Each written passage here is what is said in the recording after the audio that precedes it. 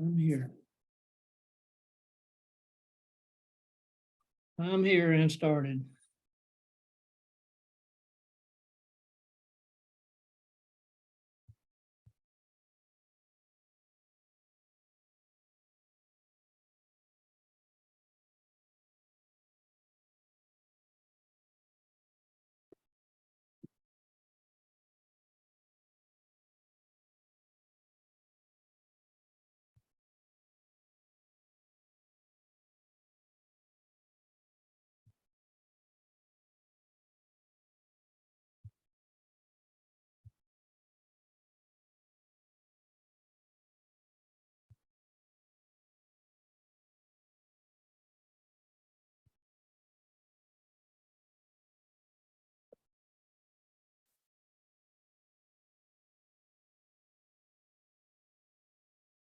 Hey, Donna, you're showing up as Donna. I think we fixed it. Howdy. And you're not iPad anymore, Donna. You're No, it really worked, didn't it? Yeah, we did good. Yeah, cool. And it was Did just well, I guess. very easy. No, Yeah, you know what though? It must, a lot of people with Apples must have the problem because I've seen a lot of iPads. So, but it, you know, it wasn't intuitive to figure out how to do that. Yeah. So anyway, all right, we're getting there. And I tell you, let's see, I'm going to admit all here, see what happens. Okay, we're getting quite a few. This is optional. Hey, Steve, thank you for that. Hey, Bobby. Yeah, I told Steve to tell everybody it might be late, and in a couple of minutes I'll explain why. So I was almost late, but turned out I was right on time. But let's see, we've got let's see, there's about 20. Let me see how many people are in this thing. It's about 20. 27 people. 27 people, but I didn't expect everybody to be here. And after that first intro, I scared them away. So yeah, it'll never be that bad or that long again, I can assure you. Let's see. Admit, okay. Okay, we've got 9 participants, which is not bad. Well, maybe they'll join us. I'll go ahead and get started here, and Steve would kind of, I don't know, let's see, I might make Steve a co-host in case maybe he can help me make sure I don't fail to admit somebody. I'm gonna make Steve a co-host. I don't know if he would know. Do you want to make? No, I didn't want to make Melanie. Let's see. Thought I hit Steve. Okay. I was about to make Melanie make co-host. Let's see. Okay, yes, I'm making Steve the co-host in case I fail to see that somebody is joining us. But and thanks, Steve, for joining us here. Steve was on the original course. Eventually going to share my screen with you. What's that? I'm eventually going to share my screen for a few things.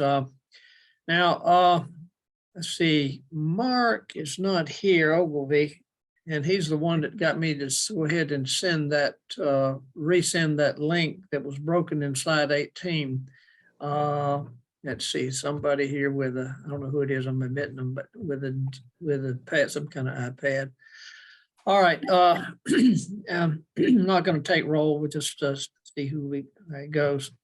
I was almost late because I have a 90-year-old friend that took out for lunch, and she's slow at everything, including eating. And so it's just time got away from me, and I've got Steve to email y'all just in case there was a problem. And there was, but actually I made it by the skin of my teeth. But coming through a dirt shortcut back road there, I found out that Subaru, I knew it had a lot of gears. It's got 8 forward gears and does well on dirt roads with all-wheel drive. Anyhow, all right, let's, I'm going to go ahead and share screen and show you something that we're going to deal with later, and I may not have access to it later. And it's a very difficult concept, or will be. Let's see now.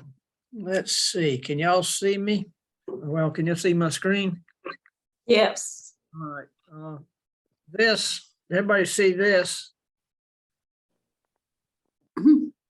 It's got orange seeds and a leaf-like look to it. Mhm. Everybody see that? Yes. All right. Does anybody, I think Don already knows what it is because I mentioned the cat out of the bag, but does anybody else know what it is? All right, there's orange, I gave you a hint, it's orange seeds. And if you had this the first lecture, if you took this last year, you might know, there's one with seeds attached. That is a megasporophyll, which is a difficult concept, of a cycad. All right, now, if you looked at, the seeds are like huge. Seeds are like 2.5 inches by 2 inches. And that orange covering is a seed coat that they have, which before fertilization was called an integument. Bottom line is, when we get to the reproductive structures, we'll talk about a very difficult concept called megasporophyll. And the closest I came to that in this lecture was mentioning the word spore. Spores are born in sporangia, cases called sporangia, and they are, the sporangia are born on structures called sporophylls, modified leaves, fertile leaves. And the higher, okay, Richard's here, and I think somebody must have admitted him, maybe Steve did, but I think he's here. You there, Richard? Okay. All right, let me get this screen share, kind of messes me up when it comes to seeing who's what, but that's why I made Steve a co-host. You see him, Steve? Can you see Richard? Probably down at the bottom. Richard Ware. He's showing up on mine. Let's see what options I have. Apparently he must be in because okay. Yeah, Richard's here. His microphone isn't working, so I just told him I'll keep an eye on the chat window if he's got something he needs to pop in about. That's good. Good to know. All right. When I'm doing sharing screen, I don't seem to have the options about admitting people that I had. But anyway, all right. Some of you probably noticed I sent several things. One of them was dealing with a cycad named Encephalardus woodii. And they had, the male has cones that are like 2 feet long. And it's the only single surviving cycad of its kind in the world. And it's from South Africa. And there's half a dozen of them in conservatories around the country, including Longwood Gardens. The point being, the male structure is a male cone. In fact, I've got this up already. I'm going to go ahead and pop down and put it into a place. Let's see if I can jump way down and getting ahead of my game here.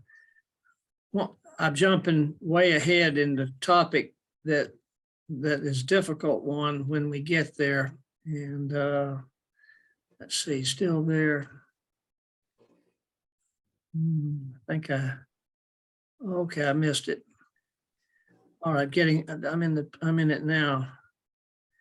It's a concept as megasporophyll. You gave me some bricofolia. Yeah, where is it? Okay, I'm coming close. Here it is. All right.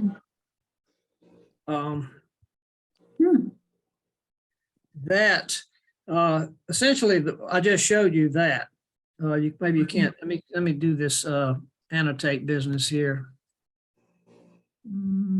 Put on my glasses. Sorry about the lack of spotlight. Here it is. Annotate. There it is. Now, that's what I just showed you. Can you see me moving around with the red? Okay. That's what I just showed you. Encephalotis woodii is not the same as this one here, but it's similar. The cones are quite large. The male cones look like cones. The female of cycads, and we don't know about Encephalotis woodii because no one's ever seen a female because they're extinct. But the only way we can get the male around is cloning it. But down in the heart of these leaves is a bunch of these on a female. What I'm trying to get at is the cone is not recognizable as a cone on the female. The cone on the male looks like a cone, just like the cone on this pine cone. Each of those branches is a megasporophyll. And so a megasporophyll on this cone doesn't look like a leaf. Megasporophyll on the cycad looks sort of like a ferny-like leaf. That's my point. Okay, let me back out of this if I can. It's not letting me do it. Maybe I'll have to stop the screen sharing. Yeah, for the time being. Okay, let's see. I got no more admits. Now, I'm going to have to share the screen again anyway, I guess, pretty soon. But let's start before I start. Let's see, somebody's got something in the chat going here. What is it? My mic is not, okay, that's Richard. Okay, good. He let Steve know. Has anybody got any questions about that presentation before I, what I'm probably going to do is got 36 slides. I'm going to kind of go through them and give you an overview of what was supposed to have been said in less than a lot less time than before. But does anybody have a question on the outset? Yes, Charlie's got a question. Yes. I had one question, and that's that plant you found down in Mexico in '72. Is it go extinct, or did you ever identify it? I never identified it, and nobody else ever did, and I've never been back. And it was roadside, so anything is on the roadside is fair. You know, never know what's going to happen to it. But astonishingly, everybody I've showed it to, nobody's even been able to put a family on it. I mean, I kind of made a guess or two, but anyway, it was a vine, and really a neat one too. But no, short answer is no. Thank you. Okay. Yes. All right. Let me share a screen again and pull back up. You know, I wonder what I'm going to share that. That's what I really wanted to share. Let me go back to control home number 1. It's not letting me do that. It doesn't take all the commands as well in PowerPoint. Now I'm going to make it 2 at a time. The max you can get is 200. And all right, now slides 4 and 5 are the table of contents to the 350 something set of slides, to the 365 slides. And the first one is the one this slide set of 36 slides goes down to and stops on number 3, scope of botany. Now I'm going to go ahead and mention it before I forget this. Donna is here, and she's a good friend of mine, and she has no qualms about telling me when my stuff stinks.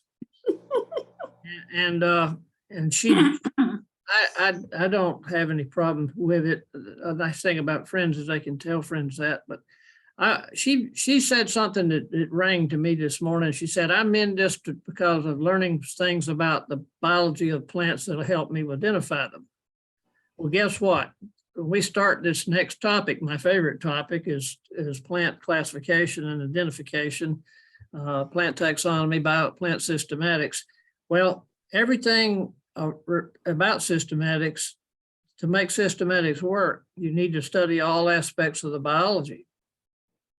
That includes things like embryology, paleobotany, morphology, the way something looks, physiology, ecology. And even though there's not a separate segment of this course, it's called plant ecology, I do embed some of that in plant in evolution. But the bottom line is that it's not immediately obvious, but that actually is oftentimes that's the goal really of systematics, studying all aspects of biology. So when you study the biology of plants, guess what? It's called botany. And that's what we're trying to do here. There are not a whole many places, a lot of places that are doing this anymore at college level even. I think I tried to tell you that this Southern email is out of date. And this was originally given in 2011 at Linda Chafin's certification for native plant class. And there's about 50 more slides in it than were present then. And that's because Linda maybe cut them out and that something had to be cut. Can you imagine giving 300 slides in 8 hours? Because that's what happened. And it's just, anyway, I'm glad we'll never do that again. I've asked Jackie Miller, who's our co-webmaster, if she ever found out that I hadn't checked to see her answer. If any of these, she went through this last January or January of the year before, and I wanted to see how much of my slides were used in her version of what she had, but I never asked her till too late. I should have found out sooner. Anyway, let's try to run through the first 3 Roman numerals. I talked about these 2 books. Some of you who got them. Some of you have actually bought that Ecosystems of Georgia book. It's a good book for the not one to put in your backpack and haul around, but a good book. All right, let's go through these. All right, human concept of plants, human perception, and plants differ. Okay, this is part of the problem. Actually, plants just don't naturally, they don't even resemble animals, and the body plan is so alien that it does give people pause, and people tend to not look at things they're not comfortable or familiar with, and that's part of the problem with plants. They're just so different. They don't have generalized growth. They grow at certain apices like the root and stem, and the little places called apical meristem. What is a plant? Photosynthetic usually. There's some Indian pipes and some other things that have lost their chlorophyll, but by and large are photosynthetic. They don't move around now. Steve, I look back at well, you've heard Steve who's visiting this lecture. He asked a question about tumbleweed, which is a plant that rolls around when it breaks off and dies in the later part of the growing season and spreads the seeds. But it's not purposefully going around in a local emotion type fashion. As I said in the lecture, there used to be, when I started biology, we made a big deal about motility versus mobility. Motility is self-locomotive and mobility is not. Okay, and then these are the other, there's where the spores got mentioned, and that's understanding a spore is about as hard as understanding a megasporophyll. And we'll devote time to that topic later. I think it's even part of a matching bit, but a spore is a cell that grows into a so-called adult without fusing with another cell. When I say without fusing with another cell, I'm comparing the spore to a gamete, a sex cell. So in a human, the sperm unites with the egg and makes a zygote. But in the sperm and egg are products of the process that we've heard of called meiosis. The spore is also usually a product of meiosis, but instead of fusing with something like another gamete, it grows mitotically. It grows into something, it starts dividing by mitosis. And that's what makes it different than a gamete. It doesn't fuse.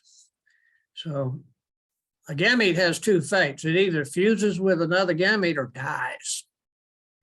So now, this business about are plants inferior and all of that topic, 1A are inferior to animals, and people are ignorant about plants. That's true. And the importance of a lot of these things Donna says, or I'm speaking to the choir when I talk about them. And to a large extent, that's true. But my answer to Donna is that we've had a lot of years and the choir has done very little to, I'm not blaming Donna. She's in, we're just two people, but a lot of people are the older generation are as aware of this problem, but the younger generation probably is not as aware of it. And let's see if I can find, all right, there's Thomas Jefferson and telling, back then, and even in the 1800s, people appreciated plants more because they could relate to them. Today, there's too many distractions. And I was talking to Donna this morning, talking about the fact that even before electronic gadgets, people were already distracted. They weren't aware. They weren't what we call in the military situationally aware. In Bosnia, when I was there, if you weren't situationally aware, you'd step on a landmine.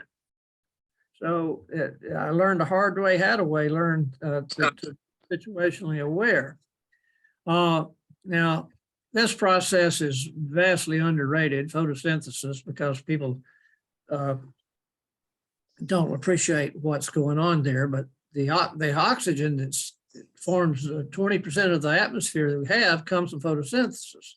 If you go back far enough in evolutionary and geological time, there was no oxygen in the atmosphere, and the majority of it now is made by algae, which are technically not even a part of plant biology anymore. That's one of the big problems with breaking the difference in biology and botany and botany and plant science. But glucose is the main carbohydrate that plants burn for energy, and guess who else? Us consumers burn it. And plants can do something else besides burn it. They can take it and make starch out of it and store it in a long-term fashion. Glucose is pretty volatile, so it's not going to last very long in that form. So more stabilized form of it is complex carbohydrates. There's the plant that Charlie was talking about, kind of almost a mallow-like look to it. But I don't know of any vines that are in the mallow family, but that doesn't mean you couldn't do that. Anybody have any problem understanding the concept of that you don't hear much about? And we talk about not having plant ecology. Well, if we had plant ecology, it would talk about synusia. Add an E, it becomes plural. It's a social class. It's a group of plants with a similar life form, like trees, shrubs, vines, herbs. When you get to the tropical rainforest, they're the most social classes of any biome worldwide ecosystem that you can find would be in the tropics. Now, in South Florida, there's some subtropical component, and we even have vines in our ecosystem, especially in the Southeast. But anyway, no one can deny the importance of the economics of plants to humans, but speaking of that, I just went to the grocery store. One of the reasons I was late, this lady, this old friend of mine, she's 90, she wanted me to go to the grocery store afterwards, and then kept thinking of stuff. And I came out of there with toilet paper, paper towels, and milk, and it was almost $14. I could not believe it. I'm sort of spoiled, used to shop in the commissary, but it was a sticker shock for me and for her too. She didn't give me enough money. I had to, so anyhow, but really this graph here, let's see, I've got to redo my my little annotate button. What happened to it? Okay, she's.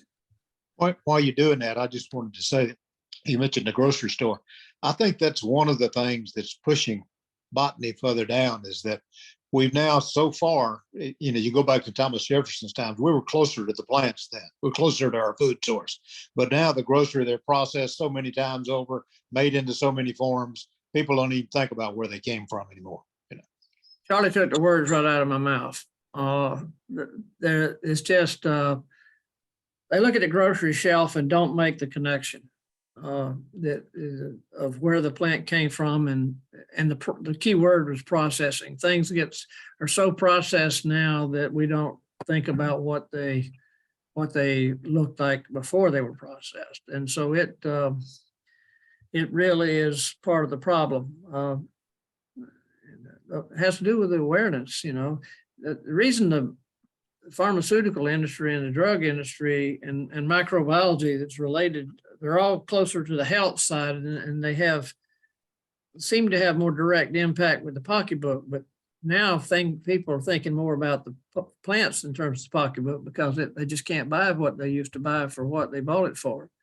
Now, Roman numerals 2 and 3 are related. This Roman numeral 2 consists of 2 slides, and 3 is part of related to it.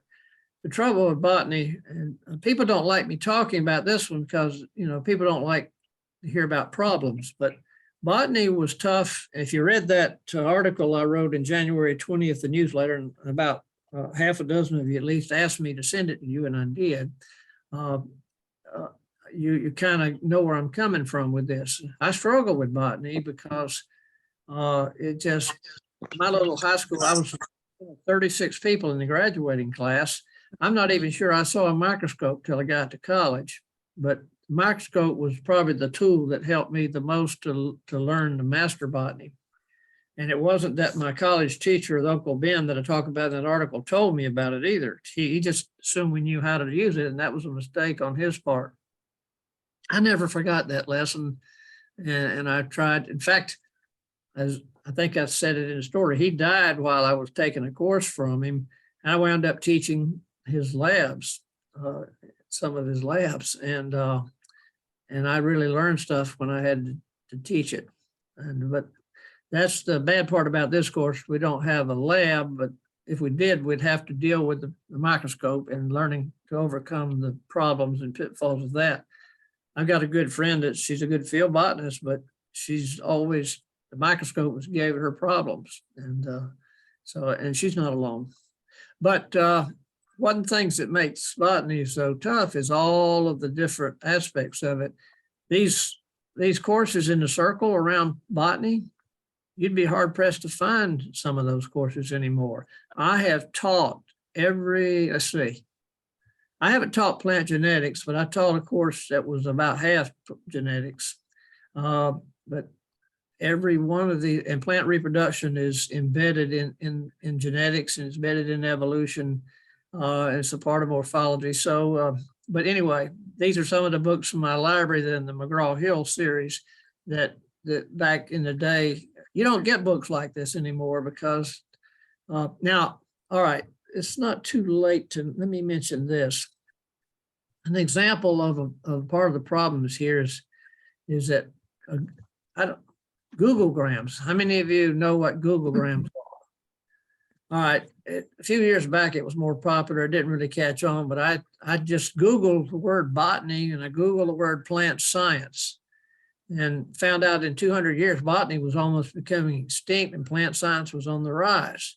So it's no surprise when you walk on the street and ask somebody, have you ever heard of botany? And they say, do you mean lobotomy?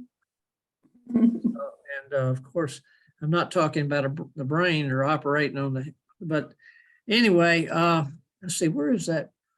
I'm looking for that. Okay, here it is. All right. The reason I'm mentioning this, and I don't think Mark is still with us, but he's one of the reasons I added this morning. The 2 asterisks here, mycology, the study of fungi, and where's the other one? I had another okay, phycology, the study of algae.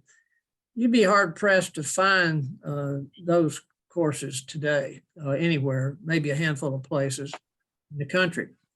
And some biology departments would exclude those from the plant biology program because, like I said, there's a distinction between botany and plant science today.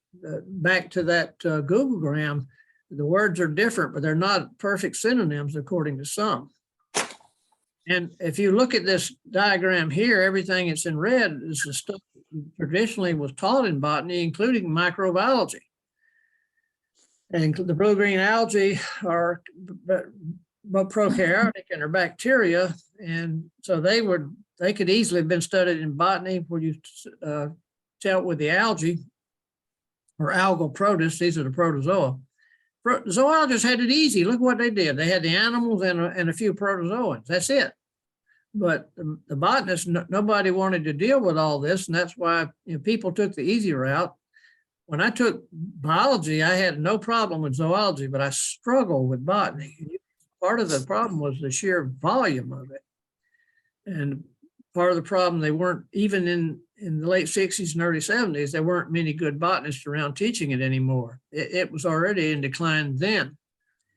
But now, the difficult concepts here, are probably the most difficult concepts in the whole 36 slides are right here with these words: tracheophytes, pteridophytes, thallophytes, embryophytes, all of that. Those are difficult concepts, and they might become a little more apparent during the course of the course.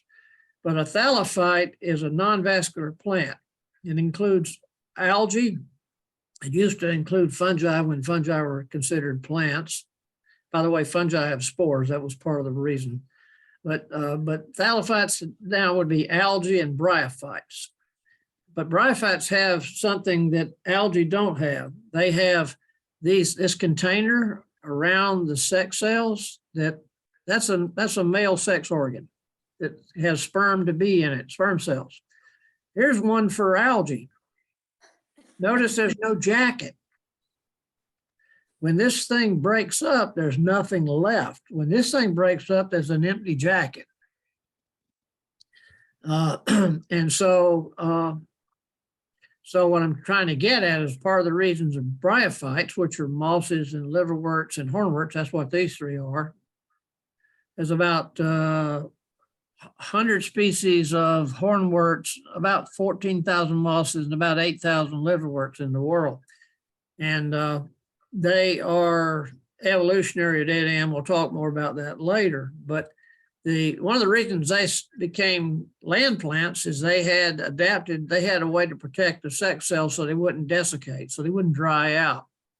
Algae still hang to the water, and because they have no mechanism. There's a few terrestrial algae that endure the land, but by and large, they stick to water most of the time. Let me get some water. Speaking of water.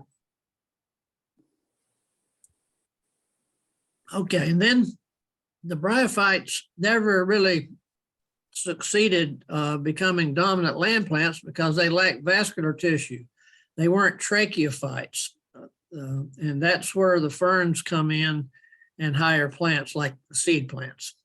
All right, I think I've talked long enough that surely I've generated a question or two.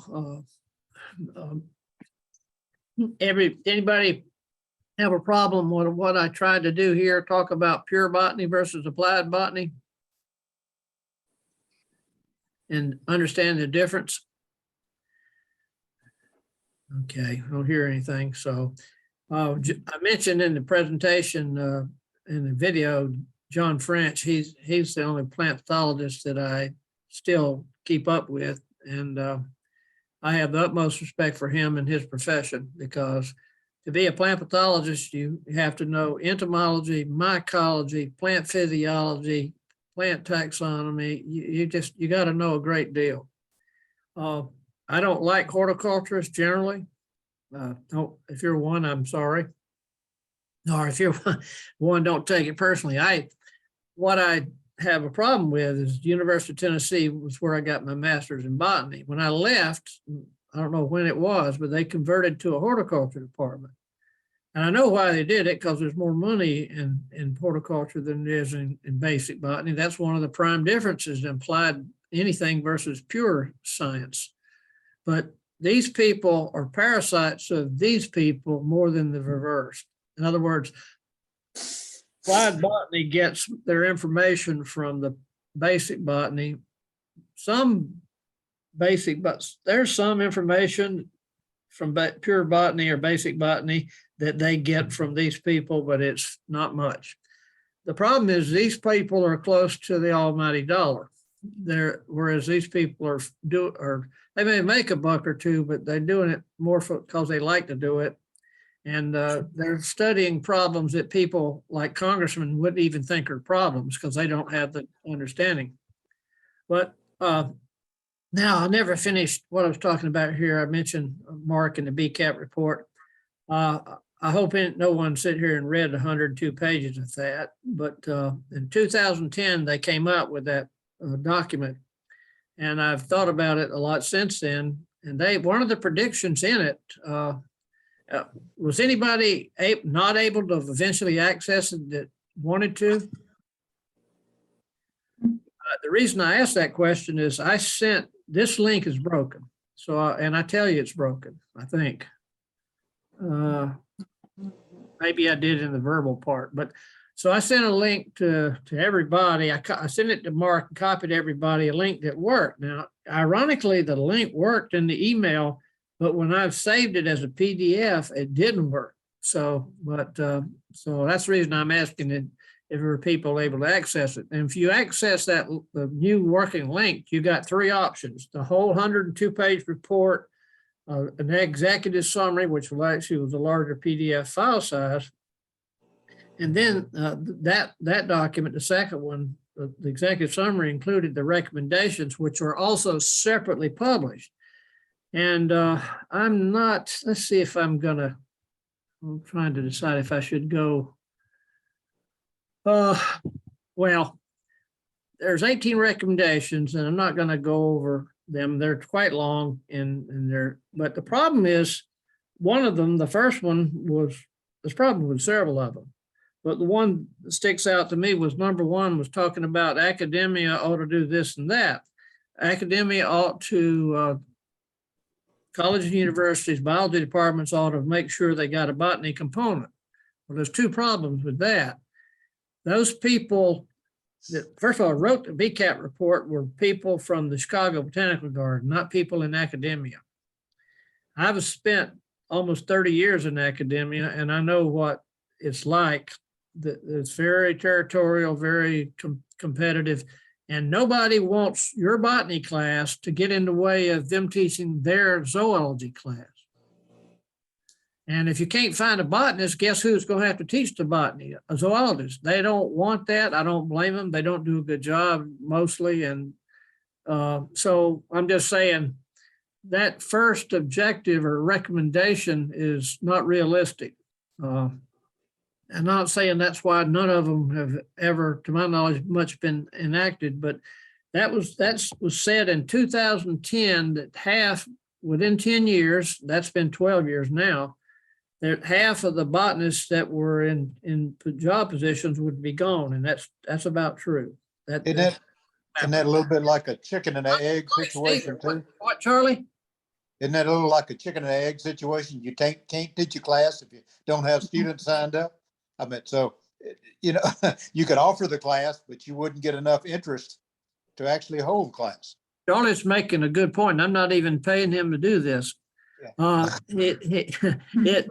What he's doing is talking about something that the Midwest, when I was in Chicago, I was at a private liberal arts college that was small, and there's always going to be fewer botany interest people anyway. And the way we solved the problem of having fewer students, too few interested in a topic to take a class when something wasn't required, is that we had a consortium of 15 colleges working around Argonne Labs, and eventually Morton Arboretum got involved, and we had a consortium. And we had to take 3 or 4 students from each of the colleges and finally getting a good viable number for a class in mosses or bryology that I was fortunate to teach. And of course, in mycology, fungi. So we were able to do it that way. And that was helpful. Now, I'll say one other thing about the BCAP report and hush about it is that they did talk about the educational aspect being very important, but what they failed to notice is that the real problem in the education is that the young grammar school, elementary school, and even high school, they're not doing what they used to do when it comes to plants. It started in the 80s when I started into my collegiate teaching. I started seeing a decline in well, all those courses, I've taught practically everything here. You'd be hard pressed to take those courses or find those courses anymore because there's not, part of the problem is like Charlie said, the interest is not there, but guess what? These are college kids. Why is the interest not there? Part of it was that high schools and grammar schools and elementary schools aren't geared to generate the interest because the teachers themselves don't have passion about plants because they weren't taught by anybody that had passion. So it gets worse all the time. So it's a tough row to hoe when it comes to this topic. And so anyhow, I've really got nothing further. I've gone for I don't even see the time on this darn thing. Got my cell phone. Yeah, I've gone for 40 minutes, and that's about what I'd planned on. I think I've talked about most everything that I was going to talk about, unless anybody's else has got any question. All right, I looked at the other presentations. Nothing is as long or as bad as that first one, and if you'd be a saint if you were able to sit through that whole hour and 57-minute first one without we're taking a break. But that is an advantage in it.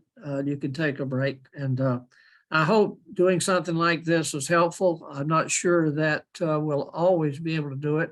The next topic is my favorite topic, plant taxonomy or plant systematics. And the dealing with that DINC acronym is what I do pretty soon in the presentation. And I love Herbert Zim's quote, identification and classification are twin problems. And speaking of that, that concept is going to be in the next newsletter and several coming newsletters. Kevin Doyle, who's in our class but not here today, I don't think, he's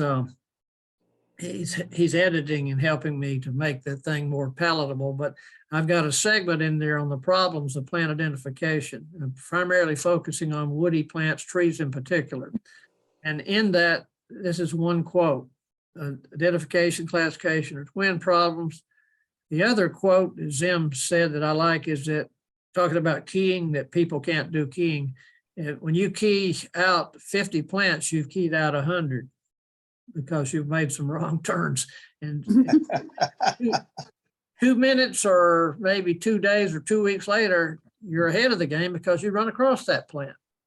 That's one of the things I loved about keying. And I also, I tried to get him, we'll see. I've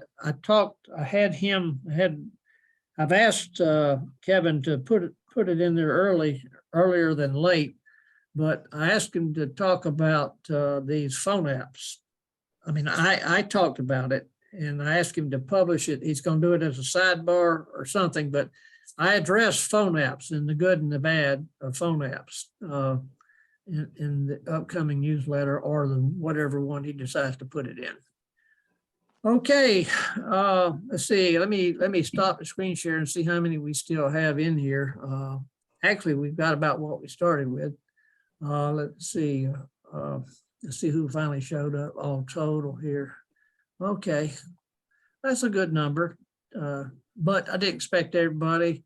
And I told you could quit any time. That first lecture was enough to make most people quit, probably, but because it was just so long, and I can't apologize for it. Now it's done.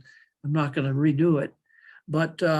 Anyway, I'm not sure how this method will do. Part of it depends on your interest in questions. And if you thought of a question, didn't want to ask it, that's fine. I used to say there was no question too dumb to ask, but when that student asked me, are plants alive? That was pushing the envelope there. So, okay, y'all. All right. Let's see. All but the tumbleweed. Yeah. Yeah. Okay. Well, y'all enjoy the rest of your day. Thank you. Bye-bye. Aye. Thank you. Welcome. Thanks.